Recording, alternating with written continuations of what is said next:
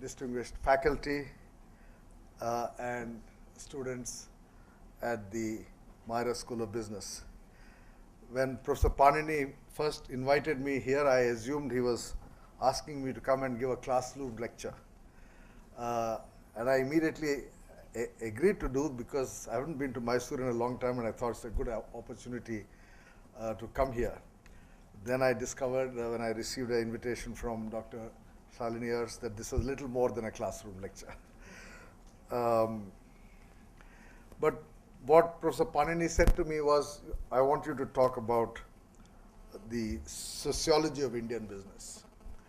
And I can see from your 4 earlier distinguished lectures that they were all on what I would call the bread and butter issues of business students doing a course in business management, whether it's marketing, innovation, technology, et cetera, et cetera. These are all what I would regard as bread and butter issues. So maybe it's a good idea to take a step away from what you hear on a daily basis in the classroom doing a course in management, to think about the world around us. What I will do is to talk about 3 aspects of business. I want to say something about the history of Indian business. I want to say something about the sociology of Indian business. And if we have time, I don't mind even talking about the politics of Indian business. Because in all these spheres, and normally we don't talk about these in classrooms, but in all these spheres, India presents a fascinating theater of fundamental changes over our own lifetime, or certainly over my lifetime. The first proposition I would place before you is, and this is something which we often do not realize, particularly my generation, because we grew up in the era of license control, permit Raj, and an inward-looking economy in which our share of world trade was going down. In 1950, our share of world trade was 2%, and by 1970s it had come down to 0.5%. We didn't think of ourselves as a trading nation. We thought of ourselves, and at least in the school textbooks that I studied, and I don't know if that continues even now, we thought of ourselves as a country which is kind of hemmed in by mountains to the north, deserts to the west, jungles to the east, and the sea to the south. And somehow we developed an island mentality. What we do not often realize is that India was one of the great trading nations through much of history. It was the crossroads of Asia, both a land-based trade as well as maritime trade. We now have adequate historical research that shows India's trading links all the way to Vietnam and Korea in the east, to Venice and Iraq and Baghdad and in the west, to St. Petersburg and Russia in the north. There's a lovely new book on the role played by Indian traders, the Khatri community of Multan in Punjab, how they financed trade all the way from India going into Central Asia and Russia. And of course, we were very much part of the Indian Ocean trade with trade links to Mozambique and to Indonesia and other islands of the Indian Ocean region. So India was a trading nation for centuries. This is what created a world economy in which India and China together accounted for almost half world income by the 17th century.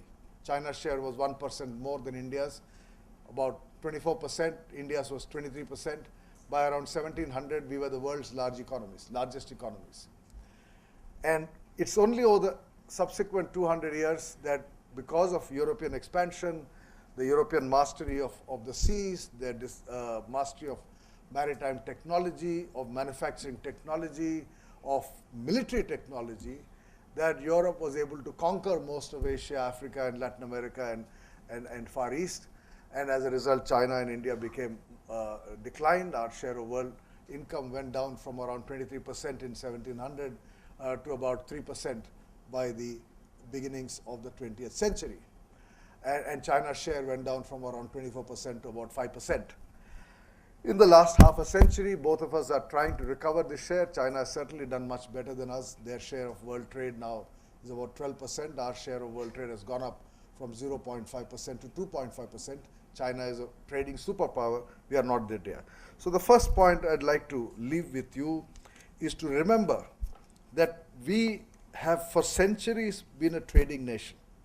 And what does it mean? It means, one, we have tremendous historical experience and memory and institutional legacy in the management of money and the management of logistics. India was, in fact, a great shipbuilding country, a maritime economy, which we no longer are. In 1950, Korea had zero shipbuilding capacity. We actually had shipbuilding capacity. Walchand Hirachand was still building ships of the Visakhapatnam harbor. But by 1992, when I first visited Korea, I visited the Hyundai shipbuilding factory, which was completely automatic, using robots. And by 1992, we had virtually no shipbuilding industry, which in the last 10, 15 years we're trying to build. But we were a shipbuilding nation. We had acquired financial capability. As I told you, the Khatris of Multan were the financiers of trade from the subcontinent all the way to Russia. And to be able to manage that kind of trade in which caravans went over months, money was lent to traders who would come back and return that money after several months.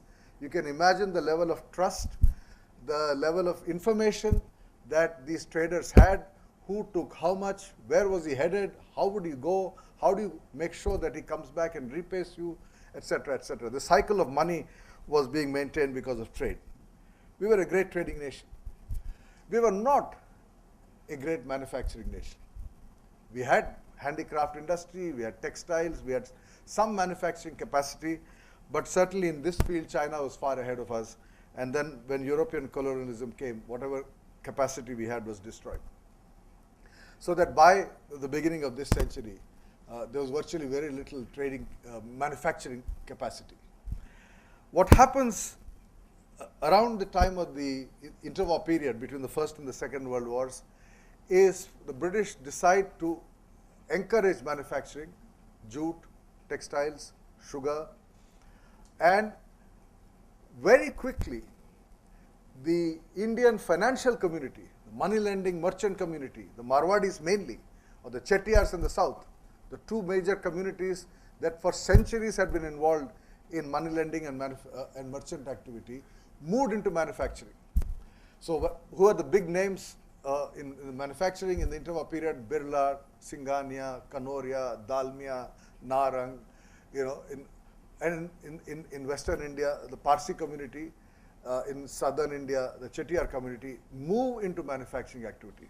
So the first origins of Indian business was with merchants and money lenders using the opportunity provided by what the British called the policy of discriminating protection to enter manufacturing activity. Again, this is something which is very important to remember because you're all students of business. And I remember when many years ago in a conversation when I think it was Professor Prahlad who talked about core competence, and you had all these theories about core competency.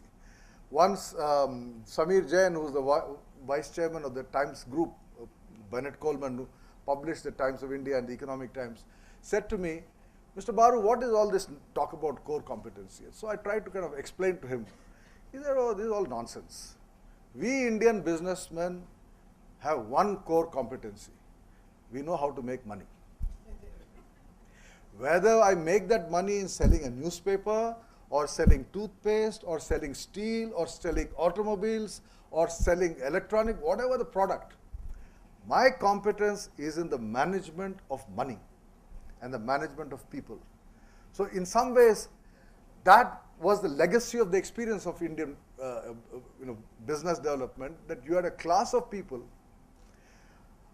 I would like to use the word caste of people, who had acquired over generations competence in the management of money and the management of people. They deployed it in different directions, in manufacturing all manner of different products and in serving different markets.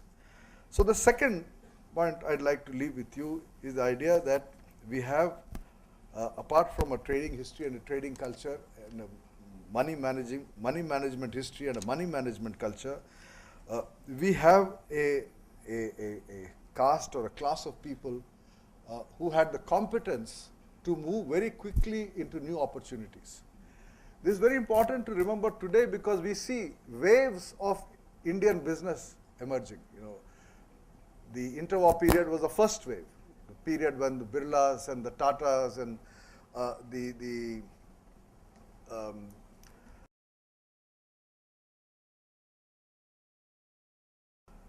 Singhanias and the Dalmias, you know, the first wave of Marwadi and Parsi and Chettiar business. But more recently, after 91, when India opened up, you had a second wave of new enterprise coming into the business activity. And here in Mysore, I don't have to mention the name of Narayan Murthy, Azim Premji, a second wave of new business.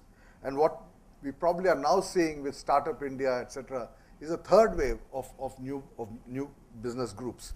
And I think as a sociologist, it's very interesting to understand, to analyze how the social composition, the regional composition of these business groups is changing and what their managerial practices are. You know, those of you who have analyzed Infosys know what kind of new management practices these professionals brought in the management of money, in the management of markets, in the management of technologies, which is why, as I will mention later, they were able to very quickly overtake a lot of the old business groups which today do not figure at the top. I mean, you don't often hear a name like Narang or Kanoria as a top businessman in the country. But you know, these guys were big business, but they've disappeared. The third idea I'll leave with you is to understand that, you know, we are dealing with the subcontinent. And in this subcontinent, there are various diversities, and we are all familiar with the diversities of this subcontinent. But from the point of view of business development, the most important diversity is a regional diversity. Almost all the pioneering business groups came from Western India and Southern India. The Marwadis moved east, particularly after the British established Calcutta as the capital. They moved to Calcutta. But almost all of them came from Western India or Southern India. And you ask the question, why is it that these business communities were mainly in the Western and Southern India? And go back to my first proposition.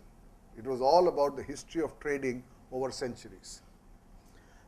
The earliest businesses to go out of India 1,000 years ago were the Gujaratis of the Gujarat coast. They financed a whole lot of trade around the Arabian Peninsula, from between India and the Arabian markets, between India and the African markets, and between India and the Southeast Asian markets. Gujarat was one of the earliest globalized economies of the subcontinent. And the second globalized economy of the subcontinent was the Tamil country, the Chettiars, all the way to Indonesia, Malaysia, and Vietnam. You had a kingdom in the south of Vietnam, which was a Tamil kingdom, with a Tamil king. And there's a fascinating new book by Sanjeev Sanyal on the Indian Ocean, which I would urge everyone to read. It's a lovely book, it's a very readable book, but which looks at the role of Indian business, particularly from Gujarat and the south.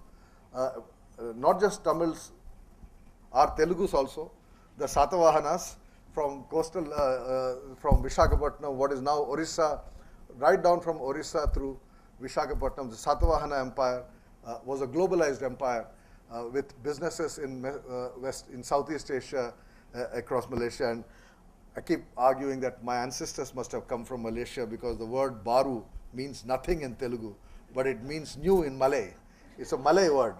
If you've ever been to Kuala Lumpur or Singapore, you will see a lot of Kota Baru and Johor Baru and your localities, all like New York and New Delhi, is the word new. Right? So we are integrated. And therefore, when after independence, industrial development happens, it was quite natural that the earliest business communities came from Gujarat, came from Maharashtra, came from Tamil Nadu, and from Andhra. These are the main sources of early business in India. All the big names. You look at the top 100 companies in India in the 50s, 60s, 70s, most of them, they may be located in different places. Of course, as I said, the Marwadis moved to Calcutta in a big way and made that their base. And it's very interesting that even among the Muslim community, the most business-oriented were the Khojas and the Bohras of Gujarat. So this history of trading meant that even among the Muslim communities who are business, they were in Gujarat, not from UP or Bihar or Hyderabad, which had the large number in terms of actual number, but it was in Gujarat that, and today you look at Azim Premji or Habil Khorakiwala, some of the biggest businesses, Muslim businessmen in India are all from Gujarat. Right? They're the Khojas and the Bohras. And of course, they've spread into the Arab world, they've spread into Africa and controlled a lot of the business in that part of the world. One of the factors that accentuated this regional divide or the regional gap was, of course, British agrarian policy as well as British trade policy. British agrarian policy was such that it resulted in the destruction of the peasant across northern India, all the way from Delhi to Kolkata. The peasant in that part, the farmer, suffered enormously because of the nature of British agrarian policy in northern India. On the other hand, British agrarian policy in the peninsula is very different. As I said, I come from Andhra. If you go to the Godavari Delta, you see a statue of Sir Arthur Cotton, who built the canals and contributed to the enrichment of the peasantry in the Godavari and Krishna Delta. Similarly, in the Kaveri Delta, in Western India, in Maharashtra, a large number of farmers became rich and prosperous because British policy in these parts was very different from British policy in the north. So the differential performance of agriculture is one factor that contributes to this regional differentiation. But equally trading. Most of British interest in India was to suck goods out of India and sell back home in Britain or in the rest of the world. And therefore port cities, Bombay, Madras and Kolkata, became centers of business activity. Bombay became the financial capital of India. So a regional differentiation got set in over 100 years. And I think it's fascinating that despite last 60 years of planning, planned development, etc., we have not been able to make a big dent into this regional pattern. Peninsular India, particularly Western and Southern India, continue to be ahead of the Gangetic Plain. There's very little industrial, there is a lot of industrial development, but very little business development in the region between Delhi and Kolkata. Finally, another important agrarian factor which contributed to the nature of business development, of course, was the Green Revolution. And again, you look at the impact of the Green Revolution. It didn't touch Bengal, it didn't touch Eastern UP, it didn't touch Bihar, it didn't touch Orissa. It led to the prosperity in states like Punjab, Haryana, Gujarat, Maharashtra, Andhra, Tamil Nadu, Karnataka, reinforcing this regional pattern. So there is a fascinating regional pattern of in business development which goes on reinforcing itself over centuries and has contributed to this unfortunate regional divide. And I say unfortunate because unlike in China, where China, the entire coastal region is the more developed region. Large businesses come from the coastal region.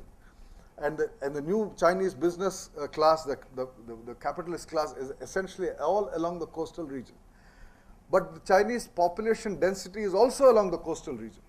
While in India, most of the business development has happened in low density states where population density is low, while in the high density region between Delhi and Calcutta, where large population, in fact lives, more than 40% of the total population lives in those 4 or 5 states, there hasn't been adequate growth of business activity.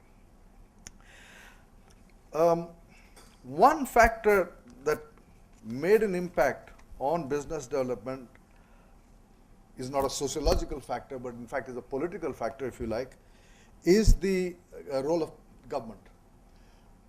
We tend to underestimate the role of the government. If you look at the way in which the public sector created a new class of businessmen because of the way in which it encouraged enterprise. And I, again, give you some well-known examples. Dr. Anji Reddy, who started as a scientist in a public sector company, IDPL, and then set up his own private sector companies, Dr. Reddy's laboratories. But one can think of several other. In the IT sector, almost, Narayan Murthy himself, and many of them came, their life started in the public sector or working for the public sector, but they got opportunities to move into private business.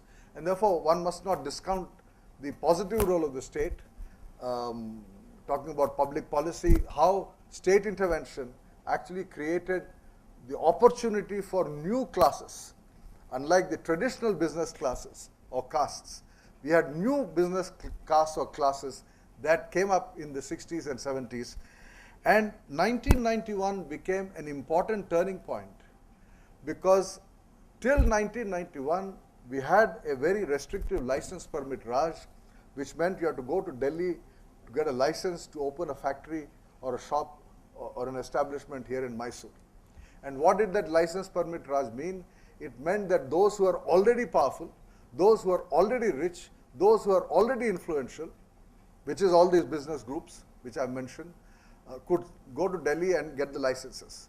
I have this lovely story in my book, 1991, about Nagarjuna Fertilizers.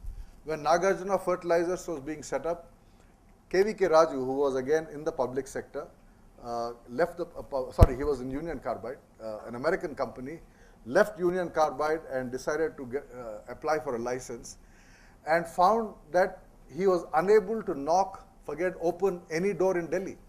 Because he went to Delhi, he was a nobody. This was, I'm talking of the early 80s, 10 years before the end of the license permit Raj. And everybody told him, forget it. There's one license for a X number ton fertilizer plant, and Mr. Birla is one of the applicants. Birlaji will get it. You have no chance.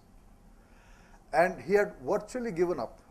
Till then somebody told him, look, you go in for a technology collaboration with Snam Progetti, an Italian company which manufactures fertilizer technology. And their agent in Delhi is a guy called Ottavio Cotroci. And you'll get the license. And he did. That is how KVK Raju beat KK Birla to get license for a fertilizer company, which is the Nagarjuna Fertilizers, which is in Kakinada. And I can give you other examples. This is one example I mentioned in the book on 1991 as to how a complete outsider, a professional who had worked as an engineer in a multinational, became one of the big businessmen of Andhra Pradesh in the fertilizer business by manipulating the system. But 1991 changed all that. You did not need to go to Delhi. You talk to any businessman who operated before 91 and after 91, and he'll tell you that this was a complete revolution. You didn't have to go and suck up to anyone in Delhi to get the your business going wherever you are doing that business.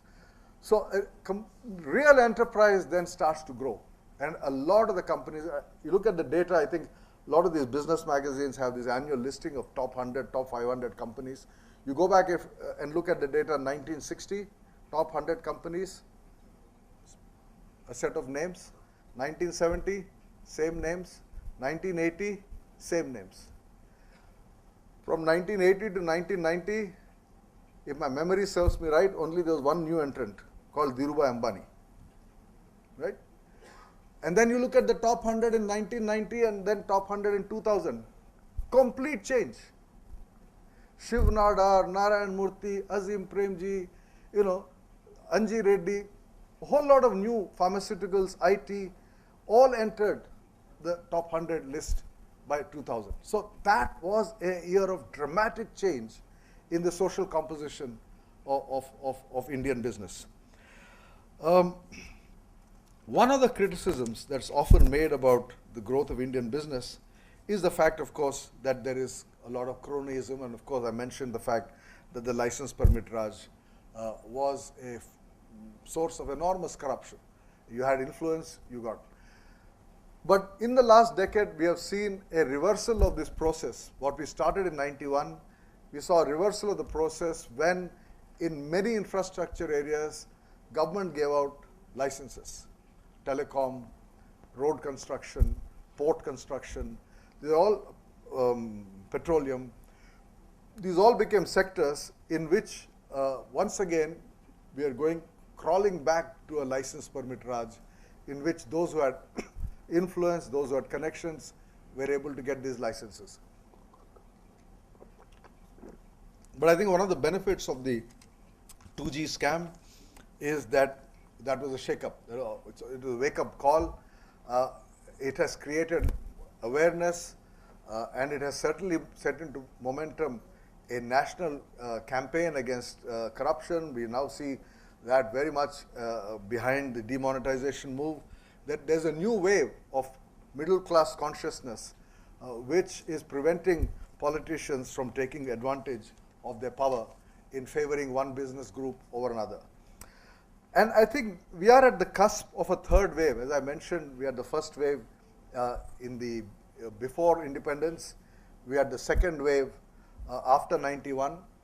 And we are now, I believe, in the beginning of a third wave of new enterprise, of a generation that is much more globalized in its thinking, much more individualistic and business oriented. The problem, of course, is we don't know whether the global market and the global economy is going to be as supportive as it was in the past, whether we are now kind of venturing out at a time when the rest of the world is closing in. But I think it's important to recognize that this is an important turning point in the emergence of new business. Finally, let me talk about what I call the politics of business. And this is important. This is important given what we have seen happening in this country. One of the interesting relationships between politics and business in the license permit quota Raj of the pre-91 era was that political parties were getting money from these, highly influential business groups, the big ones, the Birlas, the Tatas, the Singhanias, the Dalmias, the Goenkas, etc., etc. These established business groups were funding political parties. And therefore, that benefited the Congress because Congress had a historical link with all these groups. If you look at, there's adequate archival literature to show how many of them, after all, Mahatma Gandhi lived in Birla's house in Delhi. Jamnal, no, the Birla house. Before that, with Jamnalal Bajaj, but he actually died in the Birla house. And many others. In the course of my own research, when I was doing my PhD on sugar, I discovered a letter that G.D. Birla had written to Rajendra Prasad, India's first president, in 1934, saying, dear, whatever you call Babuji, I hope you have received the 5,000 rupees I sent to you. This was done on the instructions from Jawaharlal. I hope it benefits you in whatever you're doing. This was a letter. These days nobody signs letters like that. But obviously Mr. Birla was paying off 5,000 bucks in 1934. It was a lot of money to Rajendra Babu for whatever he was doing. Now, that was an intimate relationship between business and politics for a long time. But because the license permit Raj had so concentrated power, both business power and political power, the decentralization of economic growth, which is what I've talked about, with the rise of new regions, particularly Western India, Southern India first, and now you see happening, created new businesses which wanted their own political parties. So the Chettiar businessman of Tamil Nadu said, why should I give money to Indira Gandhi or Rajiv Gandhi or whoever is sitting in Delhi? I will give it to Annadurai or to MGR or to Jayalalitha. The businessman of Andhra said, why should I give money to Indira Amma in Delhi? I will give it to N.T. Ramarao. And Telugu Desam came into being. So in many parts of India, new political parties came because these businessmen who felt that Delhi was not accessible, was not amenable, decided to back their own politicians who they felt would be more helpful in their own business development. So I have written an essay on this. It's published in a book edited by Francine Frankel and Zoya Hassan, called Social Transformation of India, in which I've looked at the relationship between regional parties and regional business across the country. So you have the sociology of business, you have the economics of business development, but you also have the politics of new business development. And what do you see happening now? I mean, it's very interesting that we thought that the era of coalitions was over when in 2014 Mr. Narendra Modi returned with a majority in parliament. VP Singh had very famously said in the 1980s that India has entered an era of coalitions. There will no one party can ever win power in Delhi, it will only coalition. And this was true from 1989 till 2014, we only had coalition governments. But in 2014, once again, we had a single party government. But in the last 2 years, regional parties are not doing too badly. Whether it's Nitish Kumar in Bihar, whether it's Mamta in Bengal, or Mayawati, or the Tamil parties, or KCR in Telangana, or Chandrababu Naidu in Andhra, you know, and in Maharashtra, I'm told, I was there a couple of weeks back, they say Pawar is rising again, the Congress is kind of falling apart. So, you know, it's regional parties are not going away. And I think it'll be interesting to see what kind of relationship will emerge between political parties and businessmen as we go ahead. I'll stop here because I think I'd like to take some questions, and I'm very happy always interacting with students. So I'll open it up for questions.